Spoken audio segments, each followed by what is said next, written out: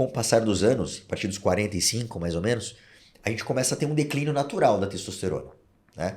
E aí a gente começa, a gente tem que trabalhar em níveis normofisiológicos, né? Dentro da normalidade, nem abaixo nem acima, igual o óleo do carro, igual a vareta do óleo do carro, tá ali dentro da vareta. Mas com o passar com o nosso envelhecimento, essa testosterona ela tende a cair. E junto com os sintomas que são perda de memória, perda de concentração, perda de massa muscular, perda de libido, né? A dinamia, perda de vontade, às vezes depressão. Às vezes muitos pacientes chegam depressivos e a gente descobre que o problema dele era a testosterona. E aí, por um exame laboratorial que ele nunca fez, ele resolve todo o problema dele, né? Irritabilidade em casa, enfim. Se eu começar a citar todos os sintomas que eu estou falando, todo mundo vai se identificar. É muita coisa, né? Porque todo mundo fala, é isso que eu tenho. Mas, enfim, realmente a testosterona precisa ser avaliada, é o hormônio que separa muito o homem da mulher. É isso aí. E essa testosterona hoje, vocês estão vendo um uso, que a gente vê muito uso da testosterona hoje, não na área de urologia, mas às vezes em outras áreas de performance física. Até queria saber a opinião de vocês aí, não só das bombas como era antigamente, mas hoje em dia todo mundo tem déficit hormonal. Qual é a visão de vocês em relação a isso dentro da urologia? Dentro da urologia tem um padrão muito bem estabelecido que eu acho até meio careta. Tomara que o pessoal da SBU não me veja falando aqui, né? A Sociedade Brasileira de Urologia estudou isso daí e cravou em 300 o valor, né? Então você faz o exame abaixo de 300, 2 dosagens mais um sintoma, você seria um paciente candidato à reposição. E já existem outras sociedades médicas com validação que consideram 350. Só que isso é feito, é a curva de Gauss, para quem não sabe. Eles pegam todo mundo e que não tem sintoma e mede a testosterona e vê a distribuição. 90% das pessoas, 95% das pessoas vão estar naquela faixa. Isso não serve para todo mundo. Às vezes você pega um paciente que está com a testosterona 380, que estaria normal, mas ela não leu o livro de medicina ali.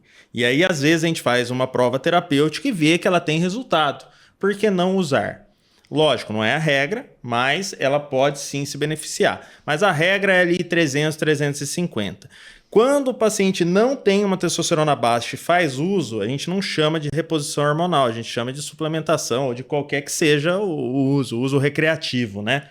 Que não deve ser recomendado até pelo CRM. Existe uma portaria aí que proíbe a testosterona para fins estéticos, né? Mas isso é uma discussão ampla que... porque entrou muito em voga isso, né? Porque foi liberada, o CRM entrou porque pelos o uso, riscos. É que o uso suprafisiológico, por determinados períodos, aumenta o risco cardiovascular, aumenta a atrofia testicular, infertilidade, né? Então, assim, risco de alguns tumores. Mas ela, de forma fisiológica, tem muito benefício.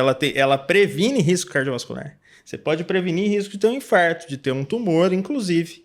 Então tem uma segurança muito grande. E aí, que é o ideal para quem quer usar, procurar um profissional para ver se realmente haveria necessidade, se teria benefício e qual seria o valor ideal para aquela determinada pessoa. Não é muita receita de bolo, assim, né? É uma coisa que o Paulo falou agora muito importante, que não é uma receita de bolo. Muita gente está muito acostumado a falar, ó, a testosterona minha é 330, tem que ser individualizado cada caso. Então, um paciente de 60 anos, uma testosterona dele, normalmente a gente não espera que seja uma testosterona de um menino de 18. Se um menino de 18 tem que ter 300 de testosterona, algo está errado.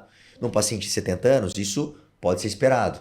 Claro, associado aos sintomas. Então, não é todo mundo hoje está muito... essa questão da testosterona está muito em voga, jogando muita informação sobre testosterona, mas tem que ter muita cautela em relação a isso, porque um profissional que saiba trabalhar com isso individualize você se você precisa realmente de testosterona ou não, né? Mas assim, no geral, o ideal é deixar você realmente em níveis normofisiológicos. Nem acima, igual a vareta do carro, nem trabalhar encharcado e nem trabalhar seco. Trabalhar seco, trabalhar encharcado, você vai pagar algum preço, né? E a gente vê muito, né, os ciclos da testosterona, do pessoal que faz academia antigamente, às vezes faziam picos muito altos. Sim. Em vez de você falou manter um nível fisiológico. Isso. E esses picos aí são perigosos? Esses picos e vales aí, né, são picos e vales, porque ele acaba subindo acima da testosterona e depois ele tem um declínio muito grande. Esses picos e vales, a ideia é que eles sejam cada vez mais sutis, porque esses picos e vales não são saudáveis para o nosso corpo, tá? Então, se a gente pegar uma testosterona de uma meia-vida curta, o paciente sente muito bem no começo, mas ele começa a sentir os efeitos colaterais. Aí, na hora que ele tem um declínio, ele também sente os efeitos colaterais. Então, A ideia é, claro, que você, se tiver que fazer uma TRT, que é uma terapia de reposição de testosterona, precisa de testosterona, que você tente manter em níveis normofisiológicos e que tenha o mínimo dessas oscilações. Sim, porque eu imagino que aumenta, você falou que aumenta, e um dos grandes questões é que as mulheres também usam muito testosterona hoje para performance física, né? E um dos efeitos colaterais é a queda de cabelo. Sim, até no homem, né? Até no homem. Você vê, No o marombeiro homem aí, ele também. começa a ficar careca.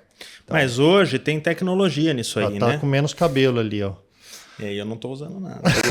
Mas tem hoje Eu em também. dia, hoje em dia tem tecnologia nisso daí, Tá vendo né? mesmo? Então tem várias formas de administrar testosterona, Sim. desde géis. Isso E que eu tem, queria saber. tem uma que é bem legal, inclusive a gente faz lá no consultório, que é um implante, é como se fosse um chip, que você coloca, ele pode durar até 1 ano. Os que a gente está habituado a fazer dura 6 meses, mas existem até implantes que duram 1 ano, né, Marcos? sim, absorvível. E você pode Você Você colocar... põe dentro debaixo da pele. Qual que é o benefício dele? Ele não faz esse pico e vale.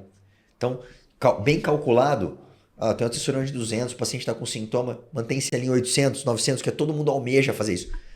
Por que todo mundo joga testosterona de meia-vida mais curta? Porque ele quer chegar no teto. Então, isso consegue chegar próximo ao teto de forma regular. Então, isso E que o Paulo você falou é bem pode legal. colocar outras coisas. Você pode colocar a tadalafila para ser liberada todos os dias. Aí tem cara que tem vergonha de tomar No tadalafila da próprio mulher ver. chip. No próprio Põe, chip. você põe e fica 6 meses de boa.